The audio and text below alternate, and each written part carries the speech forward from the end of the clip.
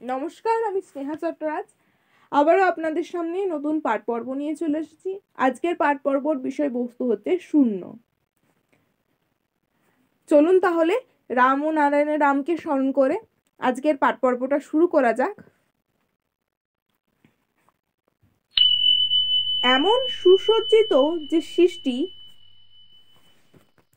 তার পেছনে অতি সচেতন কিছু না থাকলে কেমন করে এমন নিখুঁতভাবে সব হচ্ছে? এই যে অতি সচেতন হতেই এসেছে সবার চৈতন্য। জীব তাই মাত্রই অতি সচেতন, কিন্তু সেই যে সজাগ, নিজে সজাগ হয়ে যে প্রতি মুহূর্তে আমাদের সজাগ করে দিচ্ছে, খুঁজতে গেলে তাকে খুঁজে পাওয়া যায় না, সবই ফাঁকা হয়ে যায়। সব খেলাই হচ্ছে শূন্য মার্গে, ফাঁকাই হচ্ছে সব কিছুর আশ্রয়স্থল। ফাঁকার মধ্যেই সৃষ্টিটা আঁকা রয়েছে। মহাকাশের যে স্বচ্ছতা, তার যে ব্যাপকতা, তা নিয়েই এই জীবজগৎ। যে আকাশের বর্ণ নেই, যার বর্ণনা করতে গেলে চিরযুগ কেটে যাবে, সেই বর্ণনাতীত বর্ণনার মধ্যেই তো এই জীবজগৎ, এই পৃথিবীর স্বাদ লুকিয়ে আছে।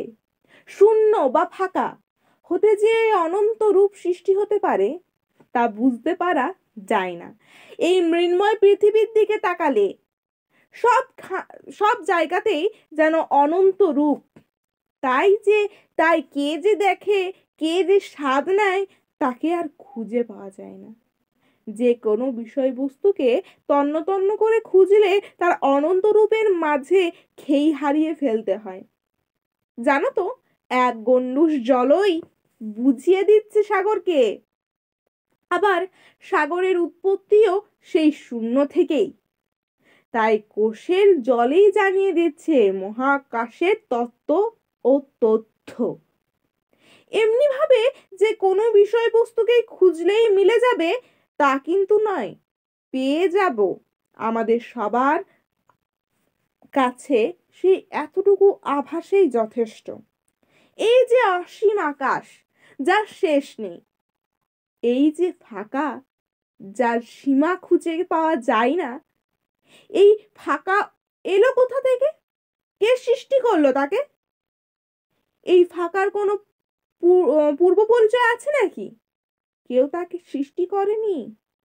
তার আরম্ভও নেই, তার শেষও নেই।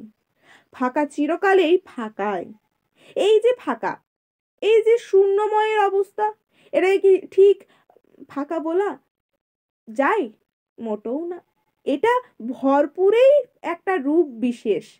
এটা এমন ভাবে ভরা যে খালি চোখে কিছুই দেখা যায় না।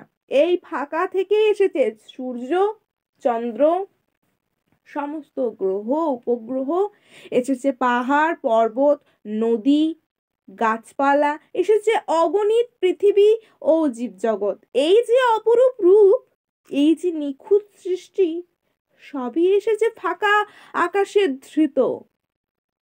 ফাঁকাকে আশ্রয় করেই সবার যোগাযোগ।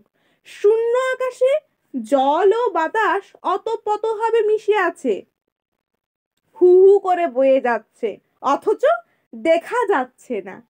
মাঝে মাঝে ওরা তাদের পরিচয় জানিয়ে দিয়ে যাচ্ছে তো। বিরাট বিরাট গাছ তুলে নিয়ে যাচ্ছে, সাগর উথাল পাথাল করছে। 1 ঘন্টার বৃষ্টিতেই যেন গোটা দেশ ভেসে যাচ্ছে।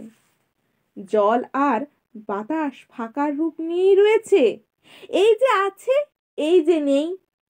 জল, বাতাস আর আলো সবই খুঁজে না পাওয়ারই রূপ নিয়েই বিরাজ করছে। এই সব মিশে যাওয়ার বিষয়বস্তু দিয়েই আমরাও গড়া। তাই জীবজগতে সবই ক্রমশ ক্রমশ রূপান্তরিত হতে হতে একটু একটু করে মিশেই যাচ্ছে। যেভাবে ঋতুর পর ঋতু আসছে, বীজ হতে গাছ, ফুল, ফল হচ্ছে, সেইভাবেই চলছে জীবজগতে সবই। ফাঁকাকে যেমন কেউ সৃষ্টি করেনি, তেমন ভাবেই জীবজগৎকেও তেমনি কেউ সৃষ্টি করেনি। ফাঁকা যেভাবে এসেছে, চেতন চৈতন্য ঠিক সেইভাবেই এসেছে, রূপগুলো সেইভাবেই এসেছে। আমাদের তাই জন্ম নেই আর মৃত্যুও নেই, সবাই চলেছে এখানে আপন গতিতে রূপান্তরিত হতে হতে। এবার বুঝতে পেরেছো? পরবর্তী ভিডিও দেখার জন্য অবশ্যই চ্যানেলটিকে সাবস্ক্রাইব করে পাশে থাকুন। আর ভালো লাগলে ভিডিওটা অবশ্যই লাইক করুন একটা। চলুন আজকের পাঠ পর্ব এখানেই শেষ করছি। পরবর্তী ভিডিও অবশ্যই দেখুন। ভালোবাসা দেওয়ার জন্য অনেক অনেক ধন্যবাদ। রাম ও নারায়ণ রাম, রাম ও নারায়ণ রাম, রাম ও নারায়ণ রাম।